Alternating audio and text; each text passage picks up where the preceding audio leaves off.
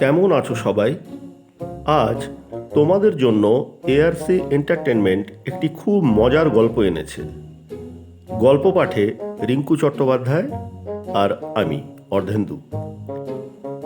বেশি দেরি না করে মূল গল্পে ফেরা যাক।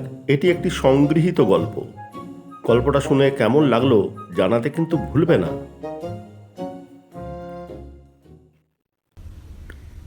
ড্রেসিং টেবিলের সামনে কমপক্ষে আধ ঘন্টা নিজেকে ঘুরিয়ে ফিরিয়ে দেখে গিন্নি হঠাৎ তার কর্তাকে বললেন, এই শোনো, ভাবছি চুলটা ছোট করে কেটে ফেলি, কি বলো?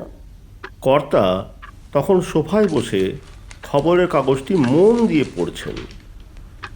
কাগজ থেকে মুখ না তুলেই তিনি গিন্নিকে বললেন, তাহলে কেটে ফেলো। আবার কি মনে করে গিন্নি বললেন, এত কষ্ট করে বড় করলাম। অম্লান বদনে কর্তা বললেন, তাহলে কেটো না। পরের বেশ কিছুক্ষণ ধরে ব্যাপারটা ঠিক এই রকম চলতে লাগলো। কর্তার কথা শুনে গিন্নি আবার বলে উঠলেন, কিন্তু আজকাল ছোট চুলই তো ফ্যাশন। তাহলে কেটে ফেলো। আমার বন্ধুরা বলে যে আমার যে মুখের কাটিং তাতে বড় চুলই মানায়। তাহলে কেটো না। কিন্তু ইচ্ছে তো করে। তাহলে কেটে ফেলো। ছোট চুলে তো বিনুনি হবে না। তাহলে কেটো না। ভাবছি এক্সপেরিমেন্টটা করেই ফেলি নাকি। তাহলে কেটে ফেলো। কিন্তু যদি বাজে করে কেটে দেয়? তাহলে কেটো না। না, কেটেই দেখি না একবার। তাহলে কেটে ফেলো। যদি আমাকে শ্যুট না করে তাহলে কিন্তু তুমিই দায়ী। উফ, আচ্ছা জ্বালায় পড়া গেল তো। এবার বিরক্ত হয়ে কর্তা বললেন, তাহলে কেটো না। আসলে ছোট চুল সামলাতে সুবিধা। তাহলে কেটে ফেলো। ভয় করে যদি খারাপ লাগে। তাহলে কেটো না। না, একবার কেটেই দেখি। না, আজ আর পেপারটা পড়তে দেবে বলে মনে হচ্ছে না। হাত থেকে পেপারটা সোফায় ফেলে দিয়ে কিছুটা অধৈর্য হয়েই কর্তা বললেন, তোমার যা ইচ্ছে করো, কেটে ফেলো, আপদ চুলোয় যাক। তাহলে কবে যাবে? তাহলে কেটো না। মায়ের কাছে যাবার কথা বলছি।